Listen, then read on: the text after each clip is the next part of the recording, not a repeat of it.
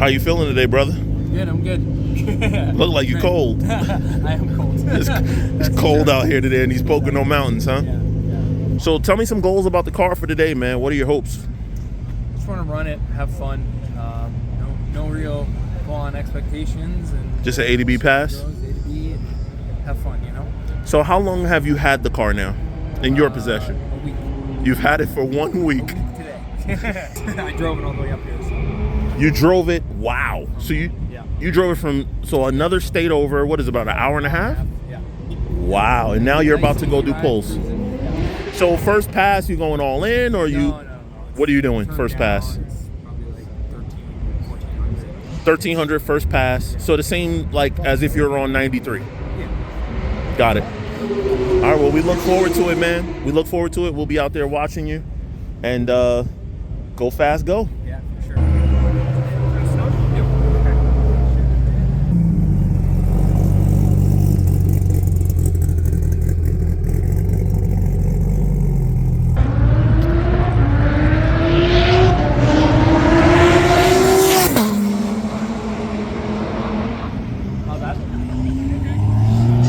That is low boost. Holy shit. That's low boost? Oh my, bro, hold on. That's low boost? Huh? That's turned down? Yes. With a guy who's only had the car for a week. Yeah, he did a great job. That was awesome. He's had the car 1 week. Hey man, first pass down. So what map would you say that is out of your top map? That was 2 of 9. 2 of 9. Yeah. That was the same map that we were driving on. But The other night. So obviously it just cuts the power down. 193 mile an hour on your lowest map, on a low map. Yeah. That is insane, brother. Everybody when you went by was like, holy shit, because it sounded incredible. Yeah. Did you film it from inside? You forgot. I knew it. I knew you were gonna forget. I knew you were gonna forget. I need to set a reminder.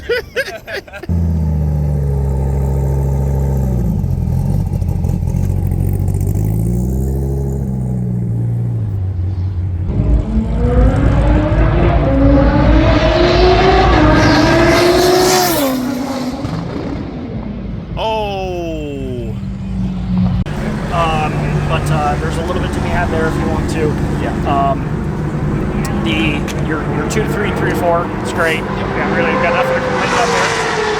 The 4 to 5 shift, waiting for the shift light is it's very hard to do. Yeah. But it's going to improve what you're seeing for a finish. Gotcha. That said, as soon as I say that, it's more important to hit the gear than it is to wait for the rhythm. Don't, Yeah. It's Wait killing till it it's for doing sure. it. Yeah.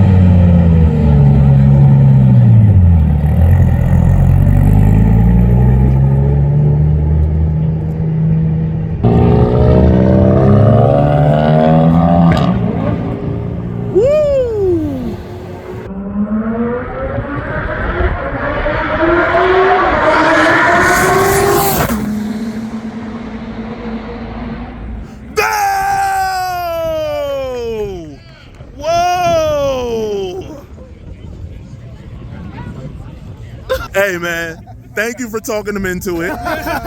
Thank you for letting him go. Jeez. The boys are already celebrating, man. Now imagine if you would have just went home. I know, you're right. You glad you did it? Absolutely. 100%. Felt really good. Right. Now you can go home, yeah. I can drive home. Now I can drive it home. Not only did you win your class, but that one was the fastest of the day? Yep. Sweet! What did you say? Of the day, shifted it, rear-wheel drive, and he's driving it home. No trailer. No trailer, guys. No trailer. 2 hours. Gotta drive this car home 2 hours now. And the shifter. Yeah, this is the And look at the man at work checking the log, baby. that thing right there. And that is an H pattern, guys. I mean, your kids might not know what that is, but that's no baby paddle. Yeah, my name's Aaron from Nth Moto in Minneapolis, Minnesota. Yeah, Viper's usually about 90% of our business for the year. That's what most people know us for. We do a handful of other things at the same time. But yeah, we currently have the world's quickest and fastest Gen 5 Viper, actually Viper period, with a Gen 2 car relating to quarter mile stuff, and we do a bunch of these too. We, our company, Nth Moto. So team of guys and gals that are super dedicated and awesome, and they're the ones that make it look like this. So we're pretty proud of that. 2017 ACR Extreme Viper, ACR Extreme.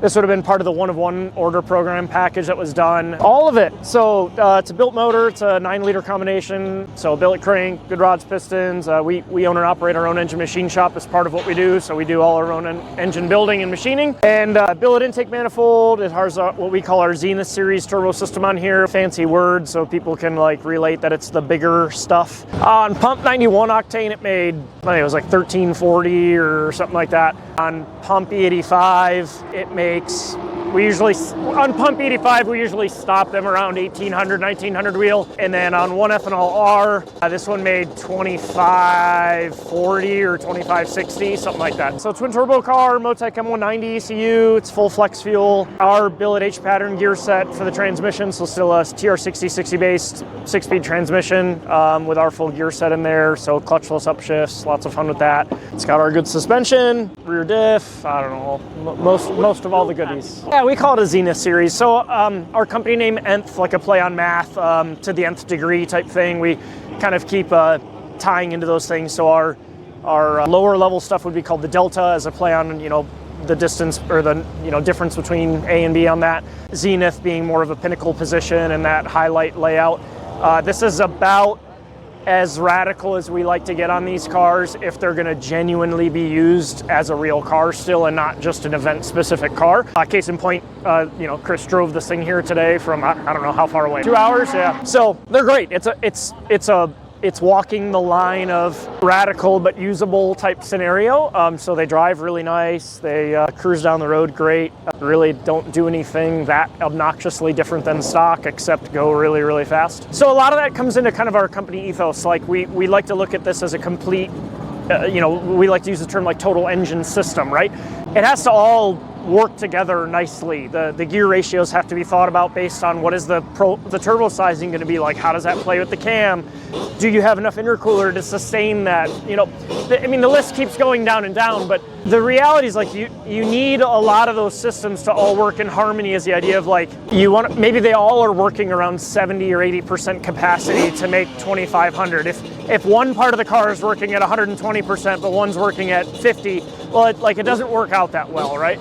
So kind of the idea is you have to look at it as what are the customer's finished goals, what are they really going to use it for, and kind of design that as an entire vehicle build out, much the way that OEM would do, right? I think the first Gen 5 Viper we did was 2016. I think it was 2016, and that car made 1400 wheel. We did a built motor in it already just because we kind of assumed we were going to be there. But yeah, I mean, look, by the end of 2016, beginning of 2017, we were already in the 7s at that point with them, or maybe it was 840s. Maybe it went 840s, then 780 shortly after that. And it didn't take very long. The progression was pretty fast. It's a big engine, you know, I mean, that helps. Thinking about it from that idea of that total engine system concept, not having to run it on what I would call, you know, stratospheric boost levels at that point. You know, this car doesn't run more than 35 pounds of boost if it needs to make 2500 wheel.